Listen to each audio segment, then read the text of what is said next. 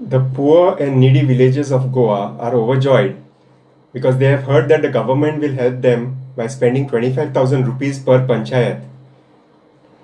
To put this into perspective, let's consider an example of Raya village panchayat. I have heard that the panchayat secretary has asked panchayat members to submit a list of 10 households from their respective wards. The plan appears to be to help 110 households from the entire village with a budget of approximately rupees 225 per household. First and foremost, how is the panchayat board member supposed to select only 10 households from say approximately 200 households in the ward?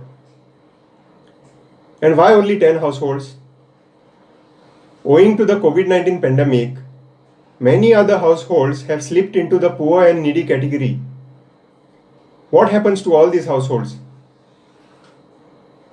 Think about all kinds of self-employed persons like motorcycle pilots, taxi drivers, various mechanics, theatrists, and housemates, just to name a few. Think about all the small business owners who have no other source of livelihood.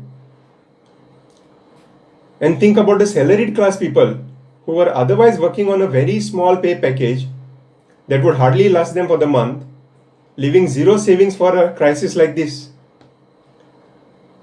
Under normal circumstances, there could be at least 50 to 100 households in each ward that live like this on a hand-to-mouth basis.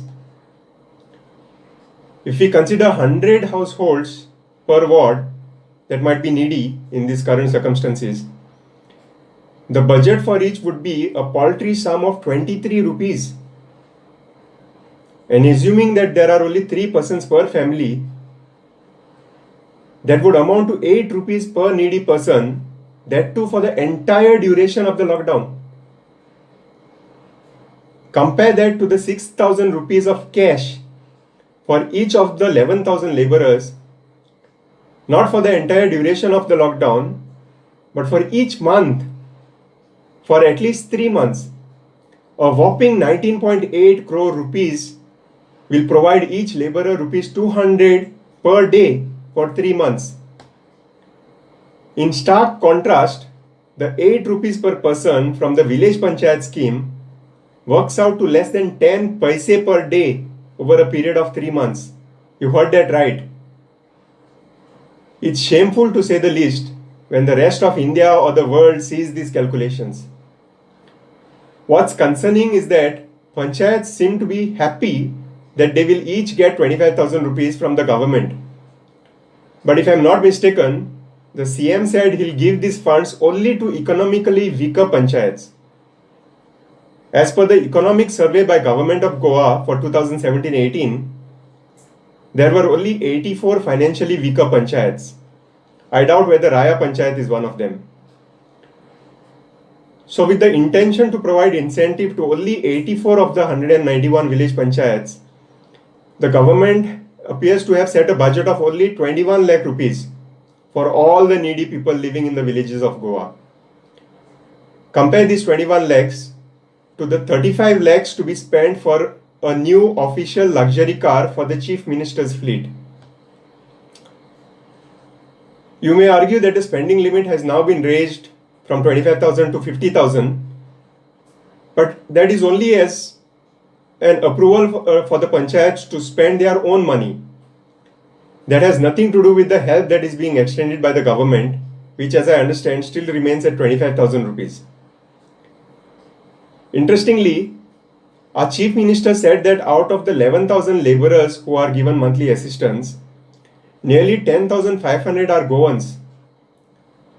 If we were to believe the astonishing disclosure that only 500 laborers are non-Goans and 10,500 Goans are already receiving 6,000 rupees per month, shouldn't care be taken to ensure that the assistance from the village panchayats does not go to the same households? At least some persons from some other needy households may be able to survive for another few days with that assistance. It is imperative for the CM to therefore make public the details of all these 11,000 laborers on a very urgent basis. When a chief minister says that he does everything after a lot of thought and planning, I do not doubt his good intentions. But any layperson can tell that this planning is substandard. As our CM might be aware, panchayats are classified into 4 categories: A, B, C, and D, depending on their population. What kind of a plan is it then that one common amount of rupees 25,000 is decided for all kinds of panchayats, irrespective of their population?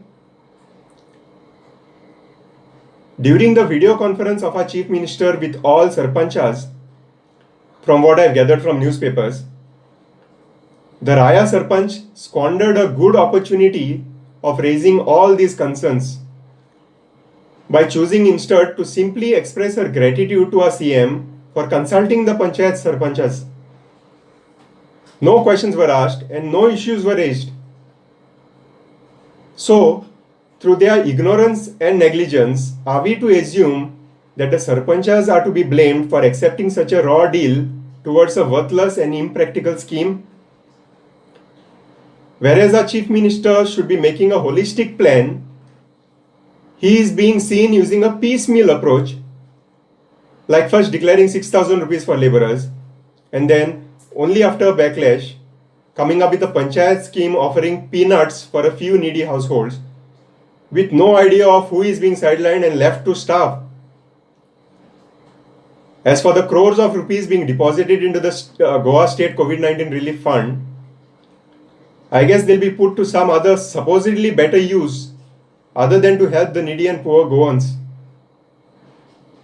As for us, should we be complacent just knowing that not even the 10 households from each panchayat ward will be able to even survive for a few days on a meager assistance amounting to a few paise per person per day, which doesn't even match up to an act of extending a 1 rupee coin to a set of 10 beggars?